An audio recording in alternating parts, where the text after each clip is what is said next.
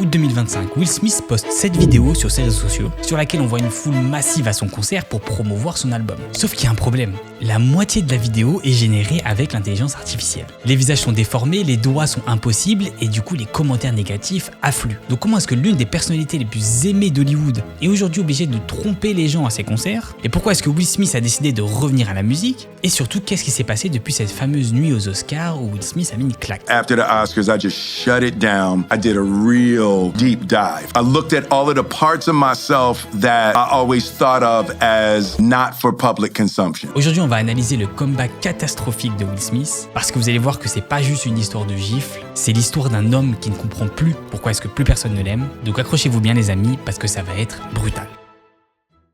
Mars 2025, Will Smith annonce son grand retour dans la musique. Il annonce son nouvel album Based on a True Story. Ça fait pratiquement 20 ans qu'il n'a pas sorti d'album, donc autant vous dire que celui-ci le prépare correctement. Donc pour l'occasion, il va appeler Jay-Z et Kendrick Lamar pour avoir des petits conseils. Et voilà ce qu'ils vont lui dire. I talked to Jay and I talked to Kendrick. I want to get back in music. What's the advice? Jay said, don't fake your story. You got to say what's true for you. And Kendrick, he paused. He said, man, just say that you always been fucking scared to say. Donc ne fake pas ton histoire et dis le truc que t'as toujours envie de dire. Ben vous allez voir que Will n'a écouté absolument aucun de ces deux conseils. Parce que quand il sort son album, c'est le massacre absolu. Le magazine Pitchfork lui donne 2 sur 10. Il ajoute même que l'album sert un peu de tournée d'excuses sans intérêt. D'autres magazines disent qu'il manque d'innovation. Mais attendez les amis, parce que le pire c'est même pas les critiques, c'est les ventes. C'est-à-dire qu'il arrive même pas à faire les 15 000 ventes. L'album n'est pas rentré non plus dans le classement des albums, donc Billboard 200. C'est le premier album de Will Smith à avoir cet échec commercial. Enfin là on parle pas d'un petit groupe de rock qui sort du fin fond d'un garage quand même, on parle de Will Smith, le gars qui est là depuis 20-30 ans. C'est le mec qui avait aussi à l'époque gagné 4 Grammy Awards quand même. Et il a aussi vendu des millions de copies de ses anciens albums. Donc autant vous dire que c'est quand même assez humiliant. Et pour la science, votre humble serviteur, c'est-à-dire moi-même, j'ai quand même pris le temps d'aller écouter cet album pour avoir un avis quand même. Alors déjà c'est pas un album où il va se retrouver seul. Sur 14 titres, il y a à peu près la moitié où il est en featuring. Et ce qui est intéressant, c'est que les morceaux sur lesquels je me suis arrêté, je me suis dit ah ok, là il y a un truc cool, c'était généralement des morceaux en featuring, ce qui est très mauvais signe. Parce que quand il était tout seul ou quand c'était son couplet, j'avais tendance à zapper quand même. En fait, j'avais limite le sentiment qu'il était pas à sa place sur son propre album, ce qui est quand même un truc que j'avais jamais ressenti avant. On a ce sentiment en fait où il paraît très vieillot, très vieux jeu dans sa manière de rapper, de chanter, et sur le moment on s'en rend pas vraiment compte, mais quand on a le second artiste qui est donc en featuring qui commence à arriver, là on voit la différence de niveau entre Will Smith et le vrai artiste qui est là depuis longtemps. Par exemple, on le voit sur le morceau Bulletproof avec Jack Ross. Ou encore sur Work of Art avec son fils Jaden Smith et le rappeur Russ. Et pour le coup, Jaden Smith, on peut le critiquer sur beaucoup d'aspects, j'ai même fait une vidéo complète sur le sujet si vous voulez le voir. Mais alors musicalement, franchement, il n'y a rien à dire, il est très bon. Bon, et pour revenir à l'histoire, donc en juin 2025, Will Smith décide de sortir son premier single, donc Pretty Girl. Donc le concept, c'est que Will Smith est dans un cabinet de psy, il s'assoit et donc il explique son problème à sa thérapeute. Et son problème du haut de ses 57 piges quand même, c'est qu'il aime trop les belles femmes. Juste après avoir été humilié par Jada pendant pas mal d'années, il sort un titre sur les belles femmes. Évidemment, il se fait clasher par tout le monde sur internet, le ratio de likes, dislikes sous la vidéo YouTube il est catastrophique. Girl, I love pretty girls. Et je suis obligé de vous lire certains commentaires parce qu'ils sont juste hilarants. Là, il y a ce commentaire qui dit « À la poursuite du malheur », en référence bien sûr à La poursuite du bonheur, donc le film de Will. Et je mets cette chanson tous les matins comme réveil, elle me réveille à chaque fois, car je me précipite pour l'éteindre. Will danse comme une personne âgée lors d'une soirée bingo. Et le pire, c'est que c'est pas la seule catastrophe musicale qu'il a sortie récemment, vu qu'il a quand même essayé de reprouver qu'il avait un peu de flow, un peu de swag de rappeur. Et donc il est allé sur la chaîne de rap spécialisée qui s'appelle Lyrical Lemonade aux US pour faire un freestyle. Voici un extrait.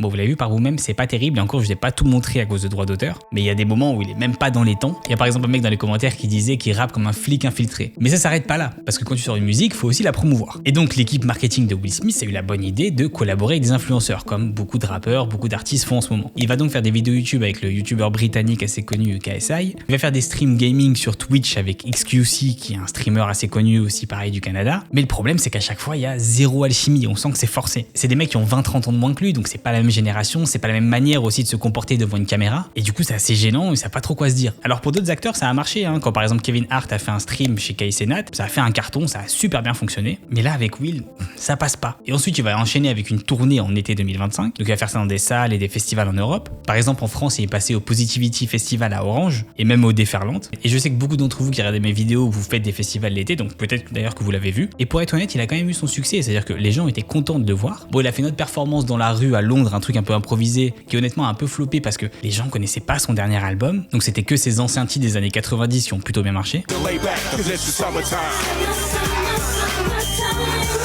Et personnellement, c'est là où j'ai vu que le retour allait être difficile. Un retour tellement difficile qu'il a dû générer certaines séquences avec l'intelligence artificielle, justement ce dont on parlait dans l'intro. Et c'est là où arrive le fameux scandale des full IA. Donc en août 2025, il poste cette fameuse vidéo que je vous ai montrée, sauf que comme vous l'avez vu, il a mélangé des séquences réelles avec des séquences complètement fake. Les visages sont déformés, les mains sont bizarres, il y a des pancartes qui disent des trucs chelous, et honnêtement, je sais pas qui a eu l'idée dans son équipe marketing de faire ça, parce que le pire, c'est que quand on regarde ses concerts, eh ben il y a du monde, il y a des gens, il fait des festivals énormes, donc t'as juste besoin de filmer la réalité, t'as pas besoin d'aller faker ça avec de l'IA. Moi je me suis dit peut-être c'est son caméraman, il a perdu sa carte mémoire et si ok, bah si je vais mettre des petites vidéos IA, ça va passer crème, personne ne va rien voir. Bon puis sérieusement, ça a encore mis un coup massif à sa réputation. Et ce qui est ironique, c'est que Will Smith c'est le mec qui a joué dans iRobot et c'est aussi le mec qu'on utilise avec le fameux test IA où on voit Will Smith manger des spaghettis pour voir comment les modèles IA de génération de vidéos évoluent au fur et à mesure du temps. Donc peut-être qu'il était juste destiné à utiliser l'IA, c'est tout. Bon et en réalité son comeback avait déjà commencé un an auparavant, donc en 2024. Vu qu'à ce moment-là il avait sorti son dernier film Bad Boys, Ride or Die. Donc c'est le 4e film de la franchise et surtout c'était le premier projet cinématographique sur lequel on le voit après cette fameuse claque des Oscars. Et pour être honnête, le film a été ultra bien apprécié, il a été bien accepté par les gens et c'est une franchise qui marche depuis très longtemps donc pas trop de risques à ce niveau-là. Mais derrière tout ça, les pros de l'industrie ont compris que tout ça était calculé. Par exemple, le magazine The Hollywood Reporter révèle ce qui se passe derrière les rideaux et ils ont révélé que les agents de Will ont appelé tous les studios d'Hollywood pour essayer d'avoir un rôle et c'est la première fois de leur carrière qu'ils font ça. D'habitude, les rôles viennent à eux. Donc si vous voulez, Bad Boy 4, c'était un peu un test pour voir s'il y a encore des gens qui le veulent quoi. Et vous allez voir que l'hypocrisie de Will, c'est de dire ça dans une interview, je cite: "Je veux pas être l'un de ces mecs qui font des suites juste parce que les gens iront les voir." J'ai du mal à comprendre. Du coup, il nous fait Bad Boy 4, mais c'est pas vraiment une suite, il veut pas vraiment faire de suite. Et en plus, je vous ai même pas tout dit, c'est qu'il a déjà teasé Bad Boy 5, il prépare Hancock 2 avec Zendaya d'ailleurs. Donc là, il est très clairement en train de ressusciter des anciennes franchises. Pareil, il y a un insider d'Hollywood qui a dit, je cite: "Ça ressemblerait à son dernier tir, sa dernière chance de star de cinéma." There were a couple people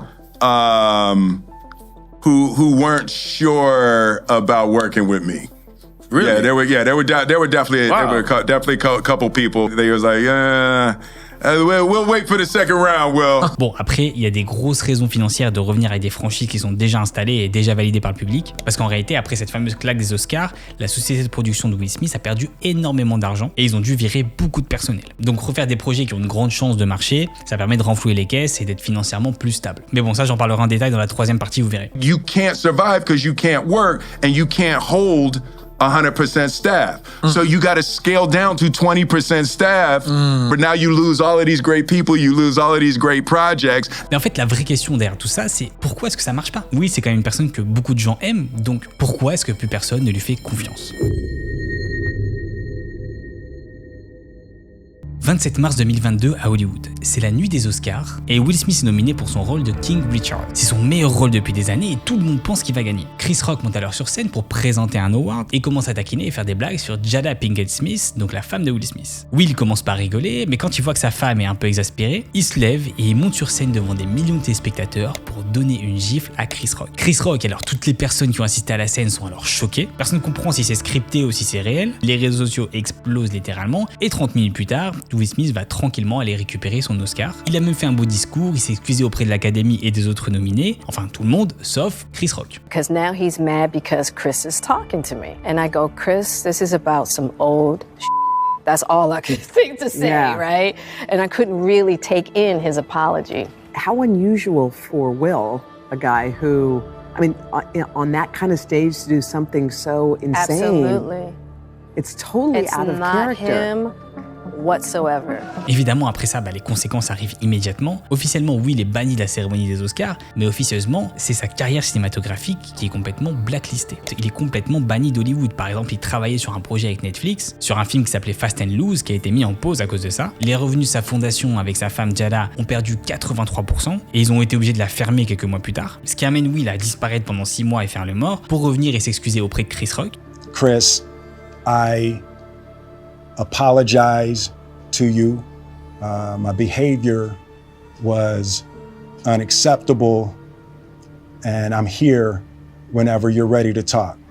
Et malheureusement, ces excuses, elles sont jugées comme pas réellement sincères. Ça sonne faux, un peu trop scripté, et du coup, les gens lui font plus trop confiance. Mais pourquoi est-ce que cette claque était aussi grave, les amis? Je veux dire, des gens qui font des gaffes comme ça en public, on a vu des milliards, mais ils ont réussi quand même à faire un comeback. Et ben en fait avec Will c'est différent, parce que toute son image est basée sur le fait d'être un nice guy, un mec gentil, c'est un mec cool, c'est un mec family friendly. Et là en 10 secondes, tout a disparu. C'est assez connu dans le monde d'Hollywood, Will ça a jamais été le meilleur acteur ou le meilleur rappeur. Alors attention, je dis pas qu'il est nul, moi j'aime beaucoup ses films, mais en termes d'acting, si vous le comparez à un Leonardo DiCaprio ou à un De Niro, il y a quand même une différence. Mais ce qui différencie Will, c'est son charisme, sa capacité à être apprécié auprès de tout le monde et notamment auprès d'Hollywood, ce qui lui permettait de naviguer correctement et d'avoir plein de projets. Mais en fait cette claque, c'est la goutte d'eau qui a fait déborder le vase. Parce qu'entre 2013 et 2019, les rumeurs sur le mariage de Will Smith et Jada un peu chelou avaient déjà commencé. Jada a dit dans une interview au Huffington Post, je cite, j'ai toujours dit à Will, tu peux faire ce que tu veux tant que tu peux te regarder dans un miroir et être ok. Ce qui veut techniquement dire qu'ils sont dans un mariage avec une union libre si vous voulez. Ce à quoi Jada a répondu que c'était pas vrai et que c'était simplement une question de confiance. Et en secret, en 2016, ils se séparent. Sauf que auprès du public, ils continuent à jouer cette image de couple parfait et ce durant 7 ans. Puis arrive juin 2020 avec cette fameuse séquence de Entanglement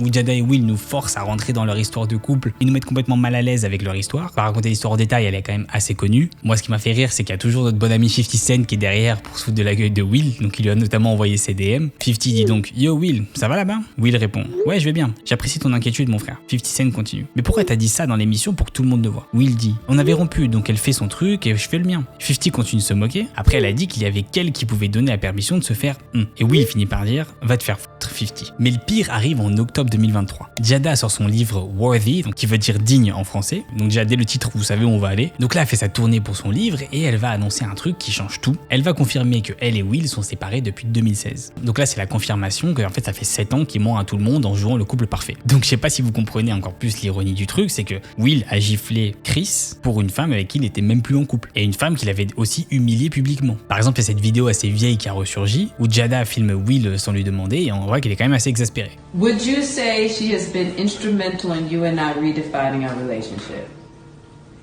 I would say don't just start filming me without asking me Oh my goodness. if you could film me. Astaire, come help us again, please. I'm still dealing with foolishness. Don't, cause she don't just. Would you say that she helped us heal the hurts that we caused one another? My social media presence is my bread and butter, okay? So you can't just use me for social media and not, don't just start roll. I'm standing in my house. Don't just start rolling. Et en fait, ce que les gens n'arrivent pas à comprendre, c'est pourquoi il essaye constamment d'essayer de sauver son histoire de couple alors qu'elle n'existe même pas depuis pas mal d'années. Donc voilà en fait pourquoi est-ce que son retour est quand même aussi difficile, mais vous allez voir que selon moi, il y a quand même une solution qui permettrait de le faire revenir correctement. Rappelez-vous les amis, Will appelle donc Jay-Z et Kendrick Lamar pour un conseil avant de sortir son album. Et les deux lui répondent la même chose, il faut que tu sois authentique, il faut que tu sois toi-même. Bon, on l'a vu, Will n'a écouté absolument aucun des deux. Sa stratégie c'était plutôt de jouer sur la nostalgie, de revenir à cette image de Fresh Prince. Et on le voit sur la cover de l'album, il a beaucoup plus un look des années 90 qu'un look récent qui lui correspondrait, avec sa veste de Philadelphie et sa casquette à l'envers. Et le problème ici c'est pas de vouloir revivre les années 97 ou la nostalgie, les gens aiment ça. Donc le problème c'est que comme vous avez pu voir, il s'est passé tellement de choses que les gens ont perdu confiance en Will. C'est comme si son capital humain ou son aura avait pris moins 1000 points. Donc pour revenir, c'est quoi la solution? Ce que Will a décidé d'adopter, c'est de revenir avec une solution sans trop de risques. De revenir avec de la musique qu'il a déjà fait connaître, de revenir avec des franchises et des suites de films qui ont déjà été validés. Et ce que les gens lui reprochent, c'est qu'il essaie de prendre en fait des raccourcis pour reconquérir le peuple. Mais sauf que les gens veulent pas voir ça. Ce que les gens veulent voir, c'est des nouvelles franchises, des nouveaux concepts, des nouvelles musiques, le fait de se réinventer à travers l'art. Ce qui a fait connaître Will Smith de base, c'était pas du recyclage, c'était de l'innovation. C'était le rappeur family friendly que tout le monde pouvait écouter, alors qu'à côté on avait le gangsta rap qui était très très différent. C'était l'acteur qui passait de la comédie au drame avec une facilité incroyable. Rappelez-vous ce que Jay-Z et Kendrick l'ont dit, sois authentique, prends des risques, sois innovant. Et Will a fait exactement l'opposé en revenant avec des plats réchauffés de 20-30 ans. Et il y a une phrase que j'ai lue dans un article durant mes recherches qui pour moi résume très bien la situation. Les fans de Will ont grandi, mais pas lui. Et pour justifier mon propos, vous allez voir qu'on va faire une comparaison assez intéressante. Prenons deux autres artistes qui viennent de la même époque que Will et qui ont aussi une carrière aujourd'hui. Donc pour mon bon exemple, on va prendre 50 Cent et Common. 50 c'est le rappeur gangster des années 2000, In the Club, Candy Shop, le mec cartonné partout. Mais aujourd'hui en 2025, qu'est-ce qu'il fait? Il a produit des séries télé à succès, comme la franchise Power ou BMF, des séries qui ont une identité propre et qui parlent à une nouvelle génération. D'ailleurs, si vous voulez plus de détails, j'ai fait une vidéo complète sur Power, je vous mettrai le lien au-dessus en description. Et je sais que beaucoup d'entre vous m'ont demandé une suite sur la série BMF, vous inquiétez pas, je le ferai. Donc vous voyez, 50 il a pas essayé de faire In the Club 2 ou Get Rich and Die Trying numéro 2. Non, il s'est complètement réinventé en tant que producteur. Il a compris que pour rester dans le game, il faut être innovant. Et ça marche, les gens respectent autant le 50 de 2025 que le 50 de 2003, mais pour des raisons complètement différentes. Pareil pour Common, c'était un rappeur des années 90-2000, la même époque que Will, et aujourd'hui il fait plein de films, plein de séries, comme Selma, John Wick 2, Just Right, Hell on Heels, etc., etc. Pareil, il y a quelques années, je l'ai vu dans un Tiny Desk concert, j'ai trouvé ça incroyable. Tu sentais que le mec il avait mûri et il était à sa place. Encore une fois, il a su se réinventer et prendre des risques. Et dites-vous qu'ils ont pris le risque de se réinventer alors que leur image était clean, elle n'était pas détruite comme celle de Will. Donc le fait que Will ait une image détruite, il faut qu'il se réinvente encore plus. Quand t'as perdu la confiance de ton public comme Will l'a fait, tu dois prouver que t'as évolué, prouver que t'as compris tes erreurs et que t'es devenu entre guillemets quelqu'un de nouveau. Il y a par exemple cette experte en branding qui s'appelle Natalie Trace qui dit, je cite, le retour de Will Smith sur la scène publique nécessite davantage que de la nostalgie et quelques paroles émouvantes. Aujourd'hui, le public souhaite voir de l'humanité et non pas des sentiments de célébrité. Ok, on va faire un petit exercice d'imagination. Imaginons qu'au lieu de revenir avec Bad Boy 4, Will aurait pris un rôle complètement différent. Un rôle d'un méchant dans un film dramatique par exemple. Ou alors un rôle de père divorcé dans un film indépendant. Quelque chose qui montre qu'il comprend ce qu'il a traversé et qui va utiliser sa douleur de sa vie perso pour créer quelque chose de nouveau. Il aurait pu aussi collaborer avec des réalisateurs modernes pour parler de son parcours, de ses erreurs, de son divorce émotionnel, de sa tentative de revenir après sa chute. Quelque chose d'authentique et vulnérable comme Jay-Z et Kendrick Lamar lui avaient conseillé. Donc quand vous prenez 5 secondes et que vous comparez la stratégie que je vous ai donnée maintenant versus celle qu'il est en train de faire, de recycler ses anciens albums, ses anciens films, de faire des collaborations avec des youtubeurs qui sont pas pertinentes, vous voyez qu'il y a une stratégie qui est plus authentique que l'autre. Donc voilà pourquoi le comeback de Will est si difficile les amis. C'est pas parce que c'est impossible de revenir après un scandale, il y en a plein qui l'ont fait, mais c'est parce qu'en fait il refuse de faire le vrai travail de se réinventer. Il refuse de prendre des risques artistiques. Et en faisant mes recherches, j'ai aussi bien compris qu'il était blacklisté d'Hollywood et que donc sa compagnie de production avait des problèmes financiers où il faut combler les vides. D'où l'idée de revenir avec un comeback musical ou des franchises qui ont déjà été validées. C'est pour ça que de notre côté j'ai de l'empathie et je comprends sa stratégie financière. Parce qu'en fait il y a un intérêt économique derrière tout ça, mais il faut pas juste que ça soit que du recyclage s'il veut pouvoir reconquérir le cœur de son public. Alors la réponse à cette grande question, est-ce que Will peut revenir? Selon moi oui complètement, mais il va falloir un grand rôle qu'il pousse dans ses limites, quelque chose qui va vraiment choquer tout le monde dans le bon sens. Donc la vraie question c'est est-ce que lui il est prêt à faire tout ça? Et ça c'est ce qu'on va voir durant les années à venir. Je sais pas ce que vous en pensez en commentaire les amis. Est-ce que selon vous il a encore une chance de revenir? En attendant je vous laisse avec la sombre vérité derrière la série Empire juste ici. J'espère que vous avez kiffé cette vidéo. N'oubliez pas de lâcher un petit like, un petit commentaire pour le référencement et de vous abonner. De venir me suivre sur Instagram c'est @JainoMusic. Et moi je vous dis à la prochaine pour une nouvelle vidéo. Peace out.